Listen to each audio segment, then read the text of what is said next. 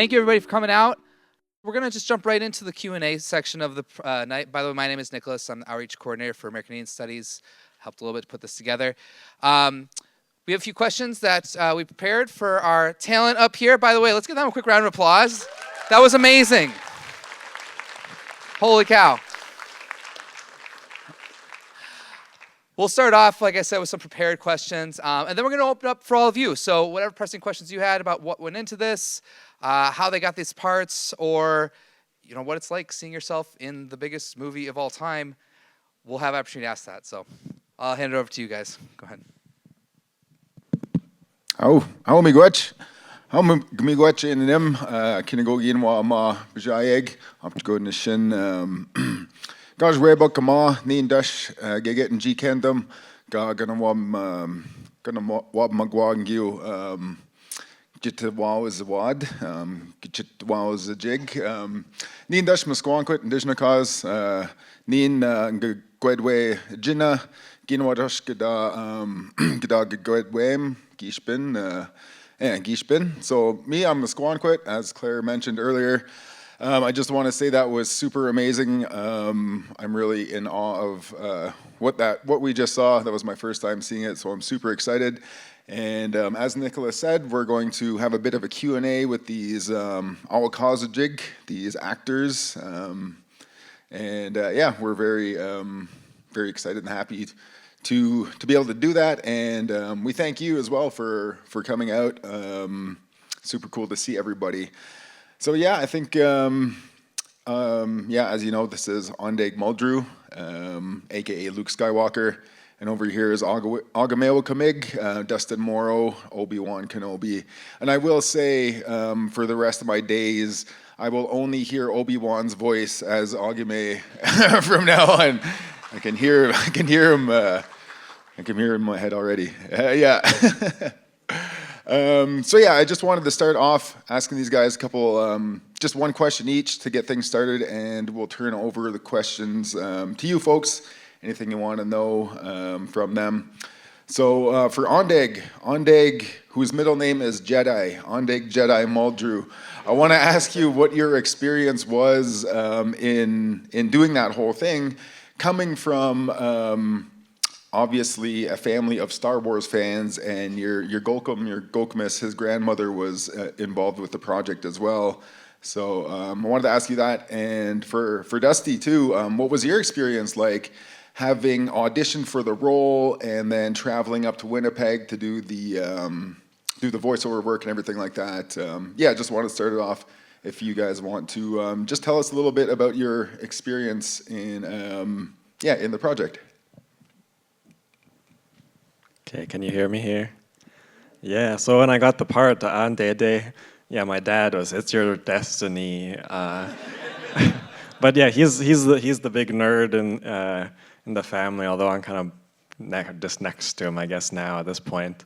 But he was the one who went through and got the process started and really got all the money for it and ran it. So yeah, miigwech nin denenima, my dad. So for in our family, that's where the language didn't get passed on from my grandma, who teaches the language, then didn't teach my dad, because just the time it didn't feel like it was worthwhile and got stuck. So that's a little bit of the family history there. And so it was interesting to see that he grabbed on to hold of this and let's translate the Star Wars, and then he had the contacts to get the ball rolling on that, and it's like, I know a translator who could do that, so that's how it all got started, is my dad, and then getting in contact with Disney, and then getting my kokum, his mom, to get the translation rolling. So it was cool just to see that in the works, and I don't know if I'm going to be what I'm going to do in this, but then I got in there. And Oh, miigwech, I was not aware that your dad got things rolling like that, so that's super cool. Gindash agameo kumig ande gajiseg gajichke anuede. Oh, shkena goenge gugi jichige sinendede. My dad didn't do nothing, so. For me, I just I've been learning language for years. I started off back home on the reservation in Lakudere doing an associate's degree. Got that, and then I kind of just like was just, I don't know, David Nakago and Giyonege Kendan, and I was like just kind of like, lack of a better word, half-assing my language learning. And then I decided to come to the U here, and then I really kind of was like really threw myself into language learning. So I was sitting at home one day, and then this like came across Facebook, was like the advertisement calling for auditions, and I kind of already had an idea that it was coming through. AAndeg told me a little bit in advance here, but for me, like doing something like this was super like kind of out of my character. So I was like, what the heck, might as well. I did it, and I was not expecting to get a call back. And then I actually thought I wasn't going to get a call back because I heard a lot of people getting their second, auditions and everything. And then one day they just hit me up and they did a second interview or a second audition, and it was like 6 minutes. And that was it. And I was like, I didn't get it. And maybe 2 weeks later, I got the part, and I was like sitting there like, what did I just do? But it was a blast. I got to go up to, the amazing Winnipeg for a few times, and it was first time ever out of the country, and I got to go to Winnipeg, so it was pretty cool. And that recording was like, I don't know what I was expecting, but it was not what I was expecting. It was a blast. It wasn't like super nerve-wracking or anything. So, yeah, that's kind of my experience with auditioning and getting the role so far. So, How long did the recording process take? How long were you guys up there? So yeah, it was in the works for quite a while. My dad would refer to it as Operation Dinner Out to us. Like, it's going well, and then finally we got the go-ahead and the money and everything like that. At the end of 2023, and then we had translated it we went through the script for about a week. I just was kind of observed that a little bit. Then there was another whole 2 weeks of versioning, which is just kind of speaking the lines and making sure it lines up with everything. And then we were in Winnipeg there, the wonderful, best place to go out of the country to visit for, I think it was 8 or 9 days, full days in Winnipeg to record everything. Yeah, my lines took 8 hours, I want to say, solid 8 hours standing there. I think I took 2 5-minute breaks to get some coffee or go to the bathroom. But yeah, it wasn't too bad. I did get hung up on a lot of parts, and AAndeg was actually like my voice coach too, kind of sitting there with the director as we were doing it. So I can still hear him. Like, there's this one thing, every time I try and negate a certain word, like he would like correct me from like way far away. I just hear him saying it, and I could hear him actually say that in the studio too. So that was pretty cool. But yeah, it only took me 8 hours, and at the time of recording, there was like a lot of wildfire smoke in the area. So I thought I was like getting really hoarse from just that, but here I end up with like the worst cold I've ever had. So like the end of the movie, if my voice sounds super rough, that's why. Well, you sound great, for sure. So yeah, I've got other questions, but I would like to give the opportunity to the audience. We've got a hand up over there. We've got mics running around. Delaney's got one. Yeah, so please fire away. Whatever you want to know, ask these fine actors. Pujukinundauna. Inga Jaganashim. When you were doing the recording, were you like working with other actors, or was it like you by yourself having to kind of create the scene? So yeah, with the recording, it's almost like karaoke. So we would watch it, they would play for us in their booth. Again, it was just, you'd be alone in the booth, but then there'd be some people out in the recording area. But you're pretty much just on your own as the actor, and then there'd be the language supervisor, I guess. I did a little bit of that myself too.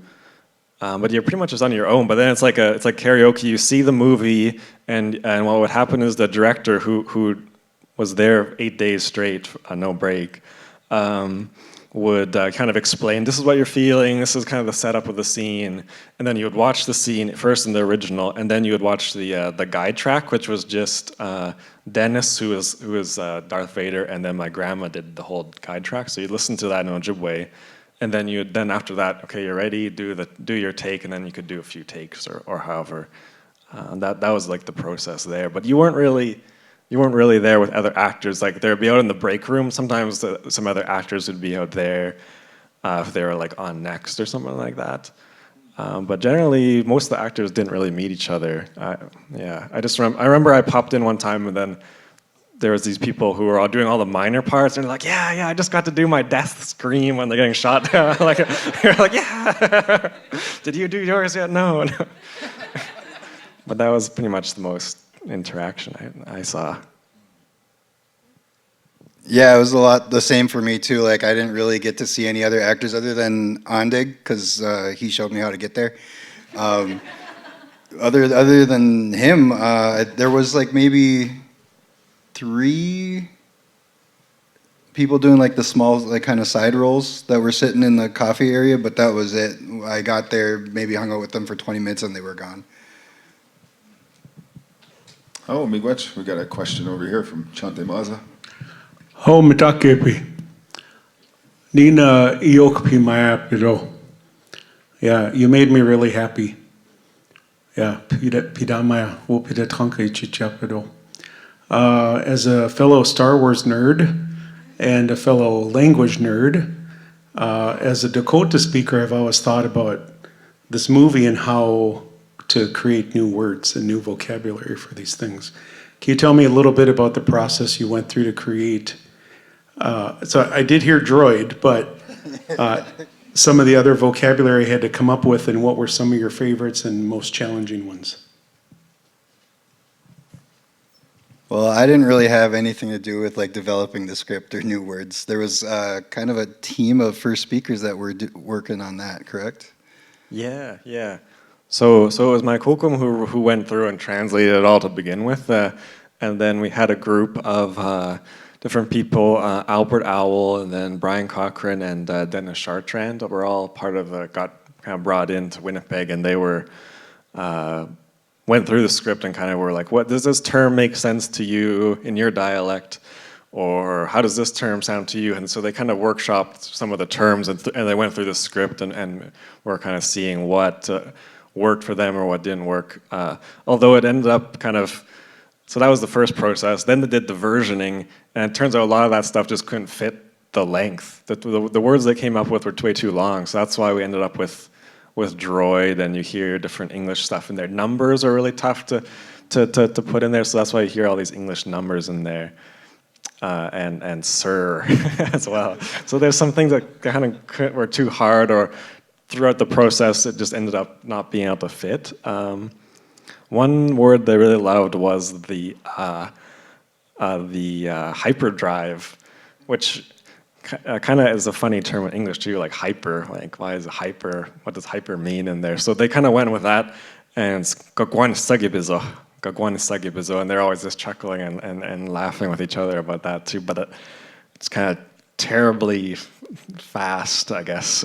Drive terribly fast. So that was one of the terms that I liked, and they really were laughing at. And it's a good word too. You notice anything? Yeah, I really like that one. Also, just like the word for lightsaber, wasukonemukuman. And then I gotta say, one of my favorite parts is when Han Solo tells you, "Doing something, doing we was ace." But that was, yeah.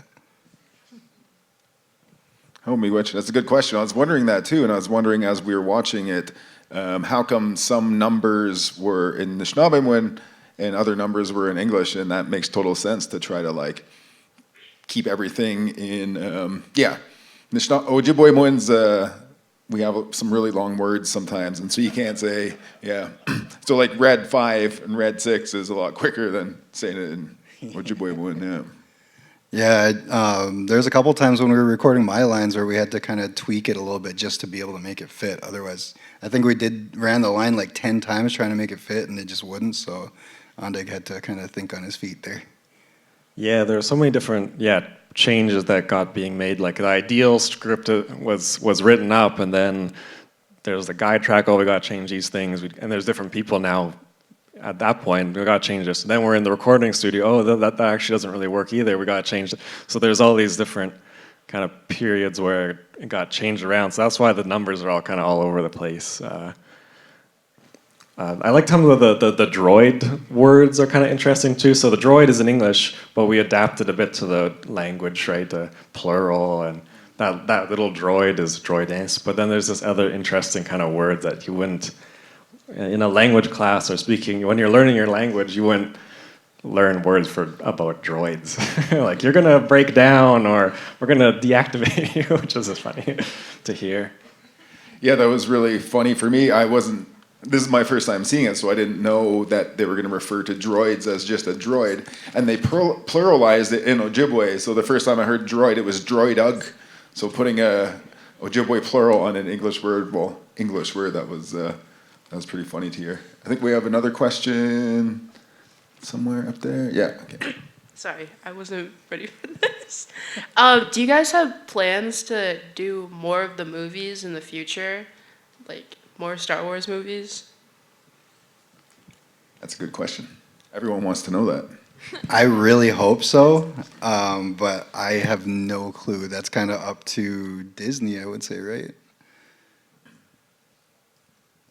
Yeah, so as far as I know, there's not anything going on right now about that. Again, this was all funded actually by like Heritage Canada. It was applied for a grant, and then that was paid for most of it, and then the Disney people were like kind of like volunteered their time to help work on it. So that could always happen again, but right now there's not plans in motion for that. But it's exciting to see that, you know, we had it in theaters in Canada, and it was on APTN, which is this it's the Aboriginal People's Television Network, yeah. And so it was on there, and then you know, it played down here in Marcus Theaters. So I think it's good just to see that excitement there was for Star Wars, for the language. You know, people were going to see that, and they extended the runs for that. So I think that's a really good, you know, thing that we can show now, and that people in the, you know, industry, and Anishinaabe and Native people they're like, hey, we can do this, we can do other things as well. So I've already seen that and heard from people like doing their own different projects, or maybe we'll do more translations. But that's just exciting to see that impact already. Yeah, and it was really cool to see that it wasn't just Marcus Theaters. Like, there was such a demand by Anishinaabe down here that wanted to see it, that we got to extend it to like the theater in my hometown even, and just like all over Wisconsin, Minnesota, and then even some in North Dakota.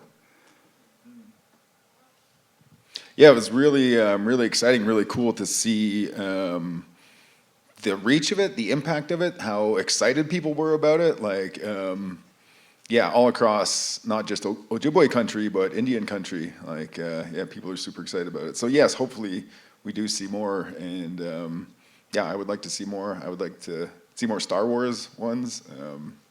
Yeah. Any other questions? Yeah, we have one over here.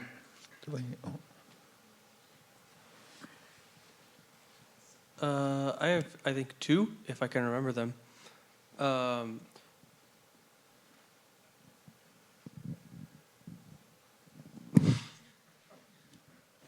Or one? No. Sorry, we put you on the spot.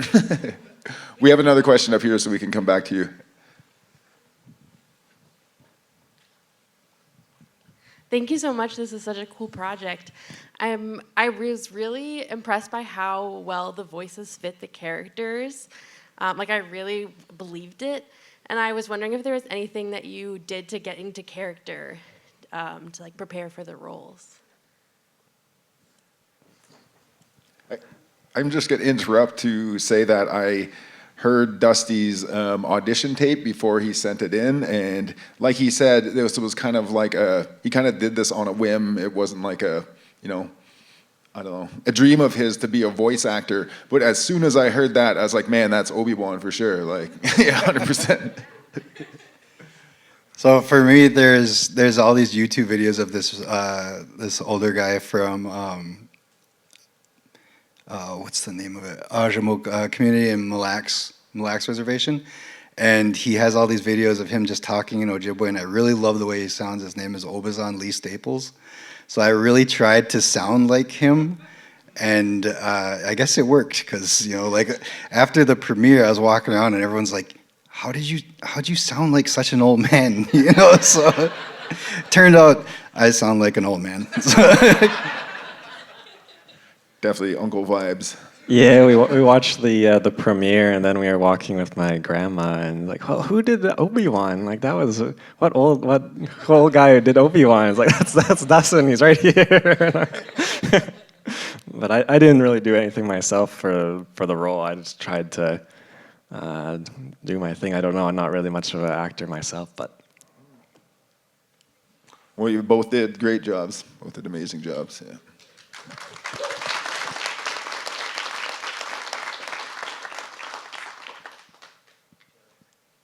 We have a question over there. Oh.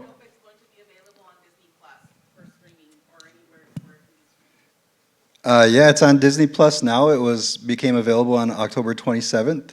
So if you look under, it's kind of buried. It's kind of hard to find. If you look under Star Wars: A New Hope, there's the extras section, and you scroll down maybe, well, closer to the bottom, you'll see it. It's like right underneath the Navajo version too.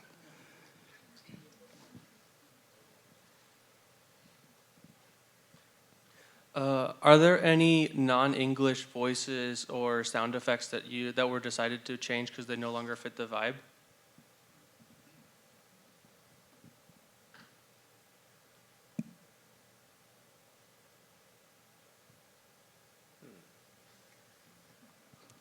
Yeah, we didn't we were kind of joking the whole time. Whenever we talked about Star Wars, people are always, oh, yeah, well, who are you going to get to do the Jawas or Chewbacca? But no, we couldn't change that. I'm trying to think. We didn't really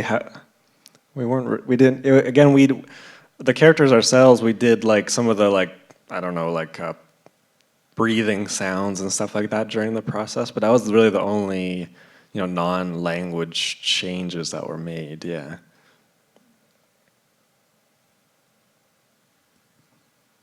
Yeah, Chewbacca did his own role again. Or was it Wob Canoe?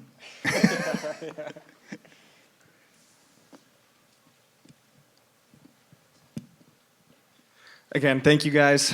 So what I know from language in general with the Ojibwe is that a lot of things don't translate exactly verbatim, right? And so when you were transposing some of these things or reading them, you mentioned a little bit ago, and I thought it was funny, that it was like hyper speed, right, being different. Was there anything that was translated, though, that you felt was maybe powerful or reflected like the Ojibwe language in a more meaningful way that you didn't maybe originally identify? And it's kind of interesting because it was your grandma that was doing some of that stuff. Did that resonate with you in any way differently in this project? Seeing the whole process was really cool. Like, okay, you're going to translate Star Wars, and you're like, oh yeah, just shoot them, and that's makes sense. But then you get into things where you can't translate it literally because it sounds ridiculous. Like the Imperial guys are like, with pleasure. Like, you can't do that literally. What's that? Means something else now. So you have to change that. To me, I think one of the more powerful scenes, I guess, when it's now that it's in Ojibwe, is when me and Obi-Wan are, in his house, and it's like, this is the Force, and this is how, these are the old days of how it was. So to me, that just connected a bit more of like, what you hear old people talking in Ojibwe. So that resonated with me hearing that. And one thing that had to be changed, of course, was like it was a weapon for a more civilized time, which, okay, that doesn't really, you can't translate that literally. How do you translate civilized into Ojibwe? Like, that doesn't really, we didn't live in, for one thing, in cities, but there's always other baggage with that word of civilized. So it ended up being like gi manajiading, which was like more of like the respect, when there was that time of respect, which was interesting, and that lines up again with what I hear with people talking about the old days. That's one cool word.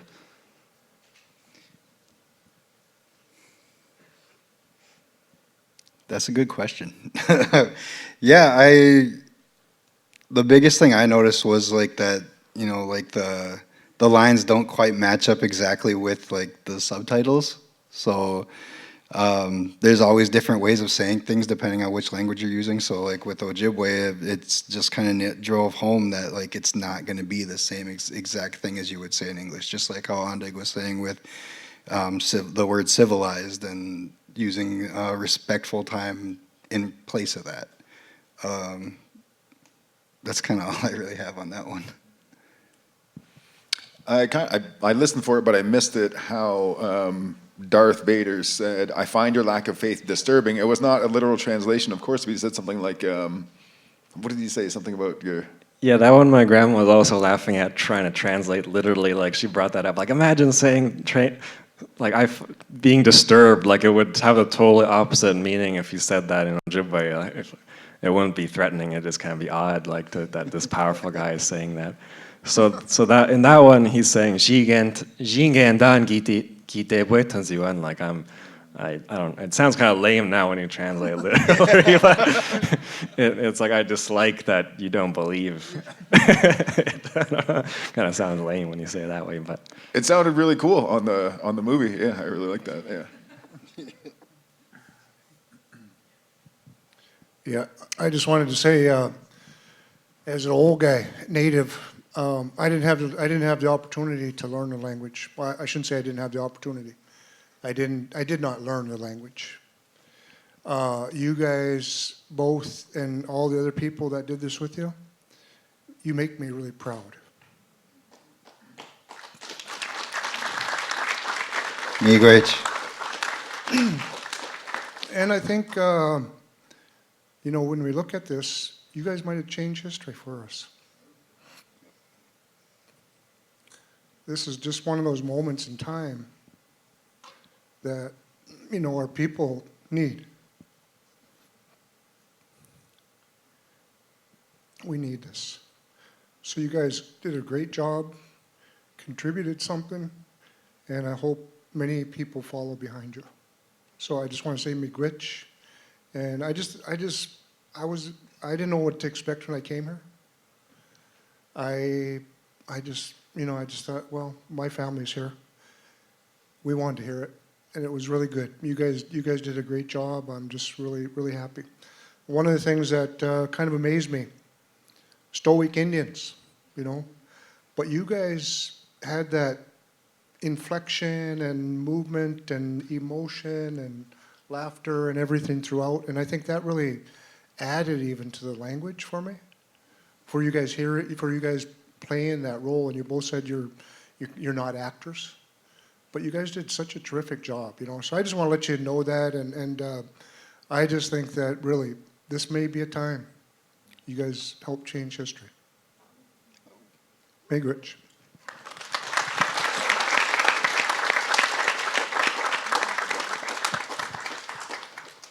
Oh, miigwech, migayet, misagayet. That's true for sure. It's really significant, and it's important for the language reclamation movement for us to have entertainment media in the language. That is super huge for us. So yeah, this is a really valuable thing for us to have. It's very important.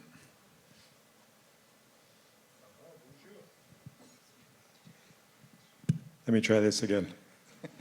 Bonjour, apuchi gidishpen menenim ejichigig ho'oma.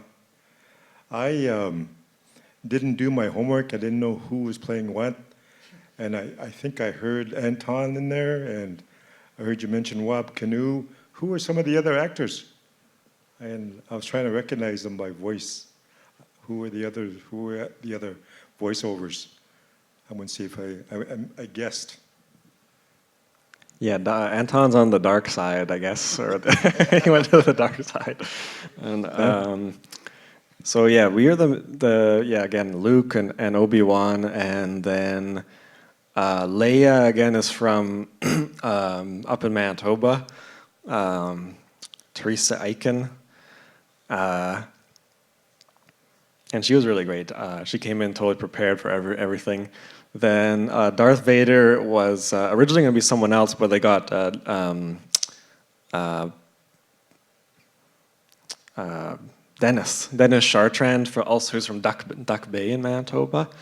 And originally he did the voice, he was helping with the translation, and then they just got him because he was there, and he did a great job. But he wasn't originally supposed to be that role. And he has a bunch of other parts in the show as well. He's kind of Kermit guy at the end where he's explaining to like, this is how you destroy the Death Star. So he plays a bunch of different roles in there. Who else? Oh, Han Solo. Yeah, Han Solo is Ojibwe Kapachisit. Did I say that right? Yeah, Ojibwe Kapachisit, and he's from White Earth. He's Winona LaDuke's son. And they're having another showing. Yeah, on Saturday at McAllister College. There's another showing just like this. Q&A is going to happen first, though, and then screening the movie. Those were the major. Who else were the major roles? Another language learner is JP. He played some different characters. One of my uncle, I guess, in there. Yeah, there's a bunch of different mix of language learners, and then fluent speakers were also in there for some of the minor roles and then some of the larger roles. So it was a mix of language learners and fluent speakers in there. And C-3PO, her name was Tamara Matthew from Sault Ste. Marie tribe. I don't know who voiced R2-D2.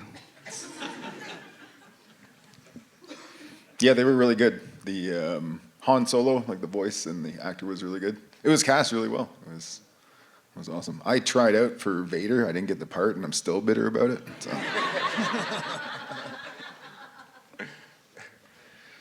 Any more questions? Oh, got another one up there.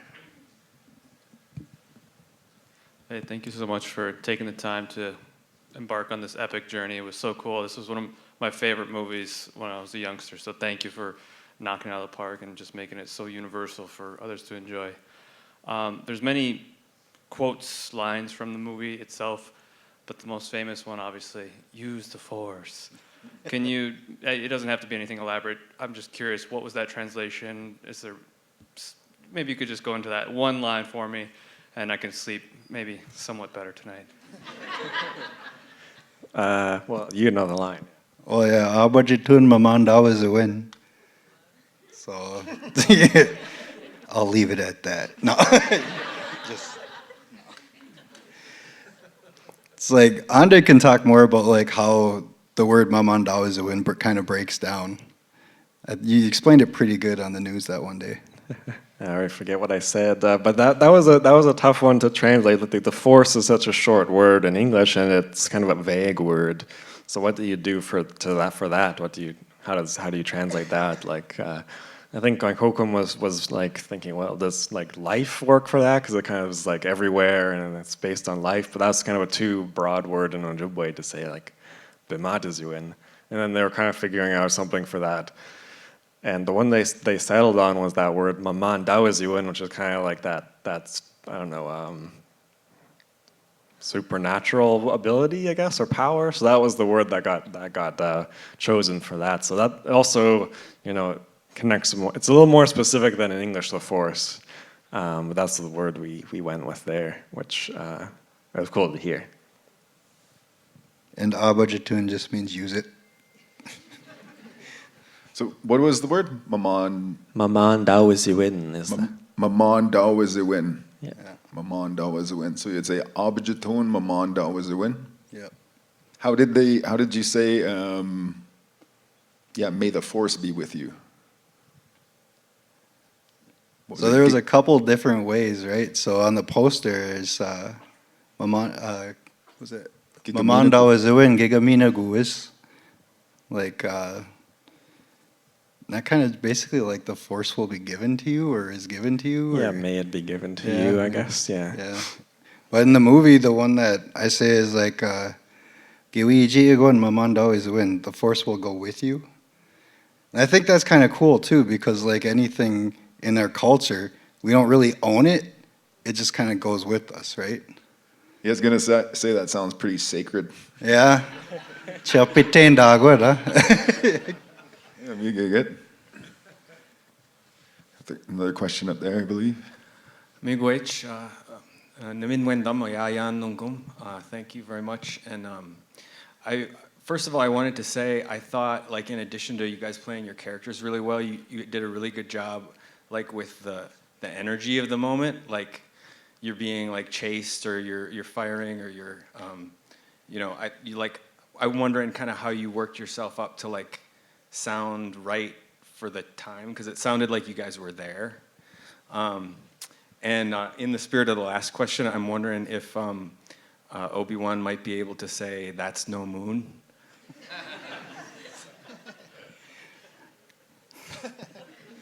Going Jesus away.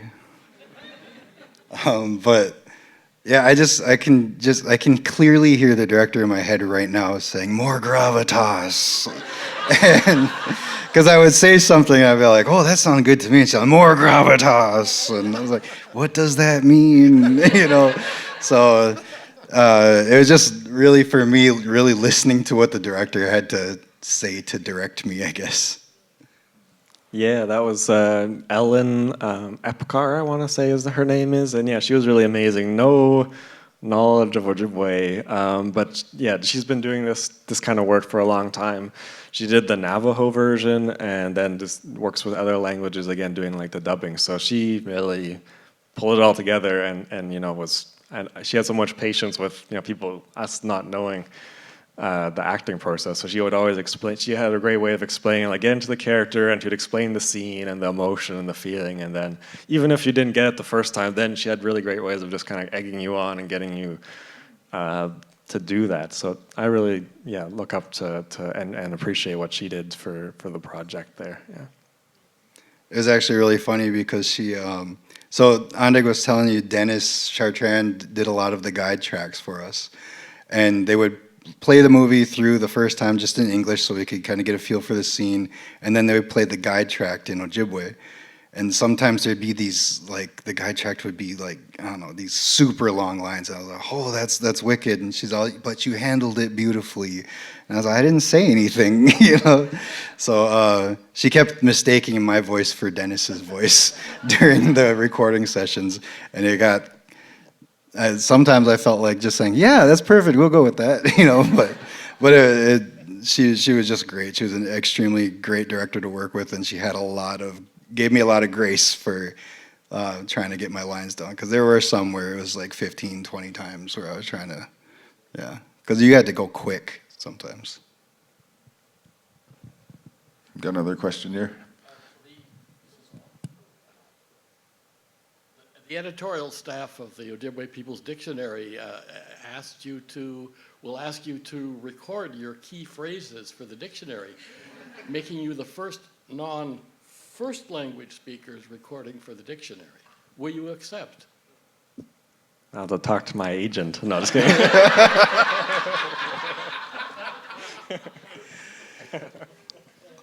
Well, I work for the Ojibwe People's Dictionary, so do I have a choice? I will accept.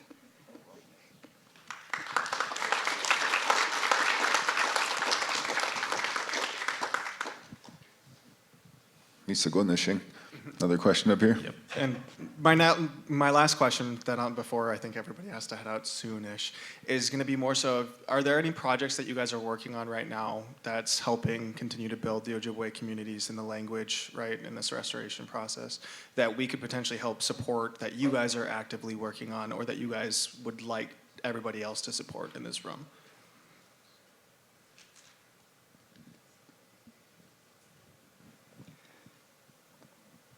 I mean, I'm working on like helping out with a grant through the Ojibwe People's Dictionary from the NSF Foundation right now, but I'm not sure what kind of outside support would look like for that. Visit the OPD website and use it. For me, I don't have any specific projects there that I'm specifically involved with there like that. But for me, I think it's just seeing the process, like, okay, all this skill goes into writing it up, you have to know the language, but then there's all this other technical stuff, like you got to know how to record, all the recording equipment, how to use that, how to handle the audio file, how to put that together and mix it and put this all into the film. So I was just looking at that, and it's like, look at all this skill. Like if those people knew a little bit more of the languages, it'd be much easier, and we could do more stuff for ourselves as well. So that's something that's for anyone if that interest, like that's something to go into, more of those audio skills, the editing skills, video skills for our own, productions. And yeah, my friend, for example, Weston, that's basically how he learned his language, learned Ojibwe, as he went in and dubbed those SpongeBob cartoons. So you can look that up on YouTube. And he's got his grandma and other people, so it's kind of these like little kid cartoons, but they're all old ladies and old guys in there mostly. But that's how he learned it really well, just by like, hey, translate this phrase. And then he would put that into like a GIF or a little clip, and I would share that. So that's the kind of thing we need for the Language Unite. It can't just be big projects that people have to find their own ways and make it part of what's interesting to them. So, and that's really effective way to do it as well. Yeah, Weston actually started doing some language learner dubs too, so it's a lot of English and then some Ojibwe words, like maybe a verb or a noun thrown in there. And last time I was in Winnipeg, he kind of quartered me, and now I'm a monster in a Sailor Moon episode, so be on the lookout for that. Yeah, I highly recommend looking up those cartoon dubs in Ojibwe on YouTube. He puts them all on YouTube, right? Yeah, there's SpongeBob ones, and they're just like, oh man. They're hilarious. They're great. Even if you don't speak Ojibwe, they'll be entertaining, I guarantee. Somewhat along the lines of using, projects like this and their importance for language. Do you guys see any sort of connection to linguistics, as both of you being linguists and work in language reclamation? How does this project relate to that, or how can it help it? Do you have any thoughts around that? Stumped them. I think for me, a lot of this work is, because it was a team of first speakers that really came up with all the language for this, and it's kind of some excellent data that you have there. It's like actually how the language is spoken by first language speakers, so we can look back on that and like kind of model our language. I mean, if you want to a lot of it is like certain like phonological sounds, like sounds that are different in different dialects. So you can see like how this one dialect is doing this thing and how your dialect does it this way. And I don't know, it's like that's kind of where I see the intersection there, but also just like even like how to string sentences together too. Yeah, I was going to say, as a learner and a linguist, I would be really interested to get a copy of the script, just to have the script, the bilingual script, to say, okay, this is how a fluent speaker would translate this sentence and stuff like that. Is that available? Do you guys know? I just typed it up basically yesterday, so I was kind of sick of Star Wars, to be honest, but it'll be out soon, yeah. It'll be out to have the script, and that'll be, a great resource. For me, for this kind of the project, it's really great to see that natural language. Aside from just having such a cool movie, it's great to see it visually and see how the language is used, how it sounds, because this is maybe the kind of the bad side of linguistics or language learning, and this has been tough for us language learners for a long time, and teachers, is all this written stuff, right? We have the written books, and that's kind of where the language is accessible for most people, right? We don't have our grandparents, or if we have our grandparents, it's kind of how do you learn from them, and there's all these barriers, and it's tough emotionally to get that started. So books are often kind of the safe kind of path for language learners, but then there's so many issues with that, like you don't know the context, you don't know the sounds and everything like that. So that's tough for us language learners. And so this is what we need: more movies, audio, visual. Really the visual is where you pick up and learn the language for real, where you just see, okay, they're saying this thing, and then there's this reaction, or they're saying this thing, and then this is that feeling connected with that. So this is really what we need for language learning, and if you study language learning, that's kind of what they've been finding. Oh, any other questions? Oh, Delaney? I have two Bonjour. questions. First question is, and I'm not trying to start beef here, but is it Monoman or Manuman? How do y'all say it dialectically for each other? And then my last question is, who's your favorite character from the Star Wars movies? And that doesn't just have to be this first movie, it could be any Star Wars movie. Jar Jar Binks. He's already a skilled Ojibwe speaker. Misa, funny, you know. No, I was in middle school when like the episode 1 came out, and like he was everyone's favorite character back then. That or Darth Maul. And I say Manuman. Manoman. I wasn't sure exactly what the question was, but I say Manoman. And I don't know, just for this, maybe more specifically for this movie, I really like that Tarkin character, the actor. I didn't run into him during the recording process, so I had no idea who he was at first. And then premiere, I was like, wow, who's this guy? And he's one of the only like Eastern speakers of Ojibwe in the film. So he has a different kind of intonation, and he has a really interesting, just I guess acting or performance too. So it was really cool just to hear having that presence, which I wouldn't have really thought of to begin with. Like that character Tarkin's kind of just he doesn't survive the movie and doesn't have a huge lasting impact in the English, but then when I hear the Ojibwe, wow, he has such a presence. Yeah, I was actually talking to him at the after party too, and he was telling me, because his dialect does a lot of syncopation where they drop out certain sounds in the words, and he was like, yeah, I had to really figure out how to put those back in there. And so I can still hear it. They're super reduced when he speaks, so it's kind of interesting how he did that.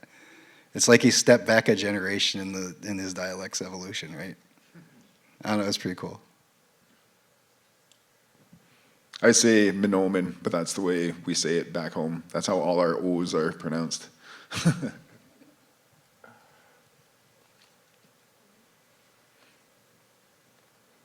Last call for questions. If it's getting late, don't want to hold you folks here all night. Yeah, good. Well, with that, I think we will thank you all. We will thank our esteemed guests here. Special thanks to Claire and Stephanie and the Institute of Linguistics and the Language Center and American Indian Studies and everyone who helped put this together. Everyone helped put this evening together. It was super cool. I'm really happy we were able to do this. I'm super excited that I got to see the movie tonight. And like I said, Obi-Wan is now Dusty in my head from now on. And yeah, I just want to reiterate what some people said about the importance of this project and how amazing it is to have this, and super cool that we have our friends, our colleagues here who were part of it. So yeah, super exciting. And with that, I don't think, have anything else, Claire? No, we got our bases covered. So Migach Minwa, Gedin and Nim, thank you all again. Gabajayeg that you came here. Misa Minik. That's all. That's all, folks.